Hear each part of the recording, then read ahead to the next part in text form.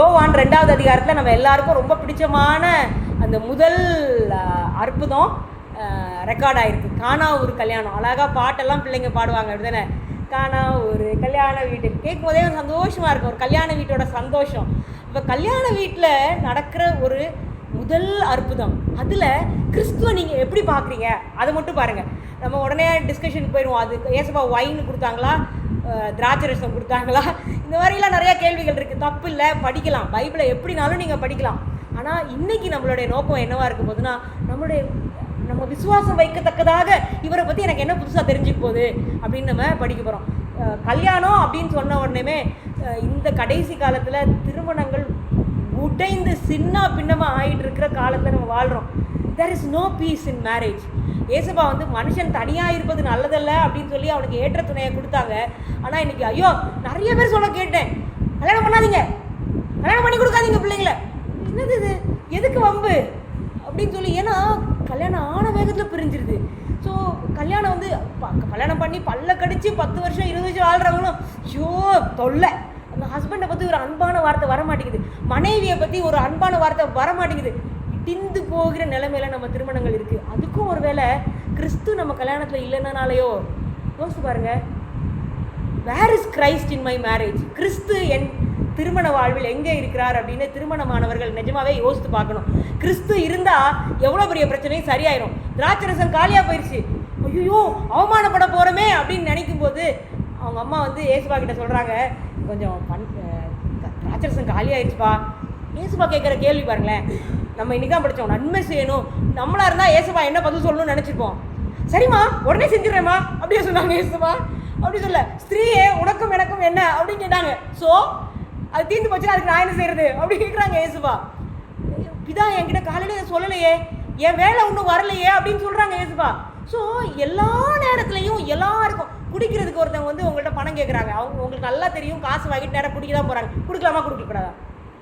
உடனே அந்த நேரத்தில் மனசில் ஞாபகம் வரும், உங்களிடத்தில் கேட்கிறவனுக்கு கொடு. ஐயோ கொடுக்க சொல்லியிருக்காரு, நான் கொடுத்துட்றேன். அப்படியா? இதுதான் சொல்கிறேன், ஏசுபா கூட இருங்க, அப்போ தான் தெரியும் கொடுக்கணுமா கொடுக்க வேணாமான்னு. நீங்களா ஒரு கருத்தை வேதாகமத்துலேருந்து நம்ம எடுக்கவே கூடாது. ஏசுபா சொல்கிறாங்க என் வேலை வரல அப்படின்னு சொல்கிறாங்க. ஆனாலும் அவங்க அம்மா அதுக்கும் ஒரு படி மேலே அவர் என்ன சொல்கிறாரு ஸ்வீங்க அப்படின்ட்டு தெரியாத மாதிரி போயிட்டாங்க. இது என்னது அவங்க சொல்லுவாங்க, மேனிப்புலேட்டிவ் கண்ட்ரோலிங்னு சொல்லுவாங்க. அதாவது நான் சொன்னது செய் அப்படிங்கிறது அக்ரெசிவ் கண்ட்ரோல். அடாவடித்தனமாக கோவத்தை காமிச்சு அடித்து குரலை உயர்த்தி அடக்குமுறை ஒன்று இருக்குது. இன்னொன்று அப்படியே வாழைப்பழத்தில் ஊசி ஏற்றுற மாதிரி, அப்படி இல்லைல்லப்பா நம்மளாம் இப்படி தானேப்பா செய்வோம் அப்படி இப்படின்னு சொல்லி பிள்ளைகள் மனமும் செய்யாமல் அவங்கள செய்ய வச்சிடுறது. அது நிறைய அம்மா மாதிரி செய்வோம் அப்படி தானே. நிறையா பெண்கள் ஏமாத்தி அப்படின்னு சொல்லி காரியங்களை நம்ம செய்கிறது உண்டு. அந்த மாதிரி அவங்க அம்மா செஞ்சுட்டாங்க. ஆனால் இந்த இடத்துல ஏசுபா அவனை 1 மைல் தூரம் கூப்பிட்டா 1 மைல் தூரம் போன்னு அவர் ராஜ்யத்தில் அவர் சொல்லி கொடுத்த அதே காரியத்தை சரி அம்மாவுக்காக நம்ம செய்வோம் அப்படின்னு சொல்லி அவர் திட்டமே இடாமல் இருந்தாலும் அந்த இடத்துல அவர் மனம் இறங்கி அந்த ஒரு திருமண விழாவில் ஒரு பெரிய அற்புதத்தை அவங்க செய்கிறாங்க. இதில் ரொம்ப பியூட்டிஃபுல்லாக ஜீசஸை நம்ம எப்படி பார்க்கணும் அப்படின்னா, அவர் இன்றைக்கி பாடத்தில் நம்மளுக்கு உபாகமத்தில் இருந்து அதை ரிலேட் பண்ணுறாங்க. பாருங்களேன், பழைய ஏற்பாட்டில் மோசே ஒரு பெரிய ரட்சகனாக இருந்தார். அடிமைத்தனத்தில் இருக்கிறவங்கள கூட்டிகிட்டு வெளியே கொண்டு வந்த ரட்சகன். அன்னைக்கு அவர் அந்த 10 வாதைகளில் படிக்கும்போது முதலாவது செஞ்ச அற்புதம் என்ன? நைல் நதியில் இருக்கிற தண்ணியை ரத்தமாக மாற்றினார். அப்படியே தண்ணி ரத்தமாக மாறிச்சு. இங்கே ஏசப்பா அப்பயே மோசே மூலமாக உபாகமத்தில் நம்ம எழுதி படிச்சிருக்கோம், என்னை போலவே ஒரு தீர்க்கதரிசி வருவார், அதை அவருக்கு செவி கொடுங்கள் அப்படின்னு மோசே சொல்லியிருந்தார். உபாகமத்தில் அதை படிப்போம், அது எல்லா யூதர்களுக்கும் தெரியும். அப்போ அவரை போல மோசேயை போல இவர் ஒரு ரட்சகன் ஞாபகப்படுத்தும்படியாக தண்ணீரை இங்கே என்னவா மாத்துறாரு? திராட்சரசமாக மாத்துறார். திராட்சரசம் எதுக்கு அடையாளம்? அவருடைய ரத்தத்துக்கு அடையாளம். இன்றைக்கும் நம்ம கம்யூனியனில் அந்த திராட்சரசத்தை குடிக்கணும்ல, அவருடைய ரத்தமாக. அப்போ அன்னைக்கு தண்ணியை ரத்தமாக மோசையை மாற்றினது போல் மாற்றி அதுக்கப்புறம் நடந்த காரியங்களில் அவங்கள அடிமைத்தனத்துலேருந்து வெளியே கொண்டு வந்தது போல் கிறிஸ்துவும் நம்ம அடிமைத்தனத்துலேருந்து வெளியே கொண்டு வர வல்லவர் அப்படிங்கிற காரியத்தை நீங்கள் இணைத்து பார்க்கணும் அப்படிங்கிறது அந்த ரைட்டரோட நோக்கமாக இருந்துச்சு. ஏன்னா அவர் எழுதுகிறாரு, சுத்திகரிப்பு செய்யும்படியாக 6 கற்சாடிகள் இருந்துச்சு. அப்போ அந்த பழைய ஏற்பாட்டு முறைமையின் அந்த லிங்கை நம்ம இங்கே என்ன செய்ய முடியுது?